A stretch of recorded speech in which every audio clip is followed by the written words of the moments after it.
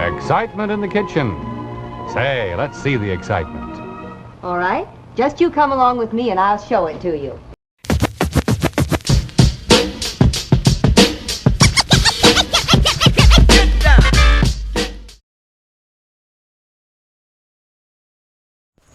Welcome, folks. I'm Jonathan, the appliance dude here at Curto's in Westchester County. I'm not actually at Curto's, though I am in Westchester County right now. We're kicking it al fresco style today. I've taken the party outdoors to talk about grills, particularly my best new little friend over here, the KJ23, otherwise known as the Kamado Joe Classic.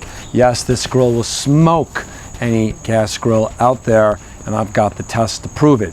Lump hardwood charcoal is what gets the party started. 15 minutes and we're ready to cook. I wanted to talk about probably the dish that I have made the most this summer on the Kamado, and that is beautiful, thick, juicy, prime grade ribeye steaks. I've done them all different ways. I've even got some video clips and some photos of me cooking them caveman style, which is directly on the embers.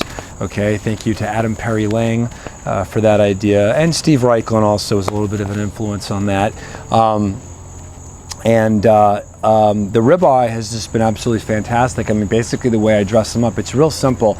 That's my grilling, mantra, my technique. It's all about my philosophy. It's about keeping things really simple. I don't want to load all this flavor on there. I want the meat. I want the fish. I want whatever I'm cooking. I want its spirit to really, its taste profile to really shine through. I don't need all these spices and adornments. I mean, of course, they come into play at times. You can do a long smoke. You got to do the brisket and the ribs the right way, dress them up. But the ribeye is very simple. It's very a little olive oil. I use this Jake's Grillin' Cowboy Rub, both sides, and then throw the shit onto the grill. We're done. I don't throw on all extra salt, pepper.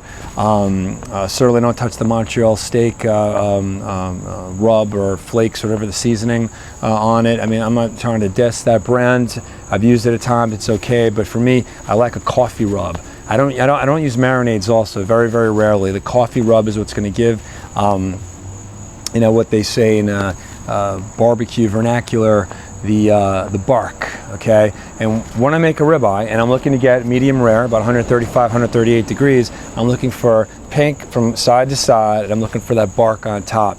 And I've achieved that most of the times that I have actually used the Kamado. The first time being actually medium rare perfection, which you can see in this photo right here. I've shown this to people in the know, people who own butcher shops in New York City, actually probably the best butcher shop in Manhattan, as well as many friends who are big-time carnivores, and they said that, dude, you should get that piece on a t-shirt. You achieve perfection. First time using the Kamado, I lucked into it. Let's call a spade a spade. But anyway, the way I do this with the ribeye is I want to, there's a whole thing in the whole barbecue world now about reverse searing, which I have not really tried that yet. And what you're doing with the reverse sear is you're actually cooking the meat at a lower temperature first, and then you're doing your sear afterwards to finish it off. I do it the traditional way. With the Kamado Joe, because of the divide and conquer system, racking system, I will have a grate down low, and I will have my temperature gauge up to, the way they have it rated over here, it's about 600 degrees starts, what they call steakhouse searing. I mean, I've done it at a lower temperature, probably 500, 550. To get to that, after we start the fire, the bottom, the top are wide open, let it ride. That'll get the temperature gauge moving northward.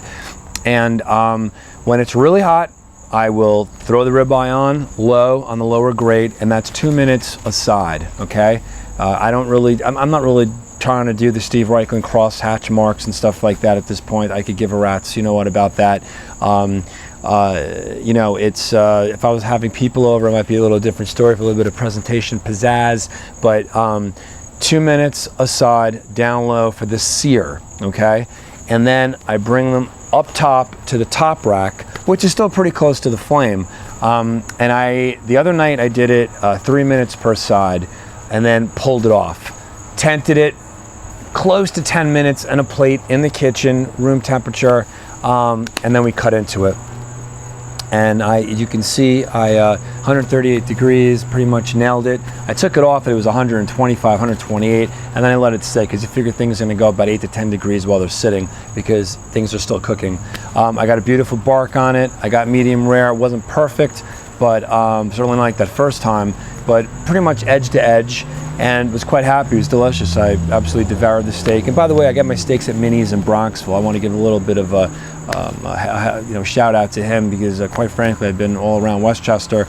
I've gotten my meats in New York City, in the Bronx, on Arthur Avenue. To me, Minnie's absolutely kicks ass. You'll charge you a pretty penny, but it's well worth it. That's basically about it. So check out what I did. If there's any questions, please hit me up, jonathan@curtis.com. Come into the showroom, talk grills. We're doing this all year round, folks. I'm not bringing shit out in May and bringing it on Labor Day.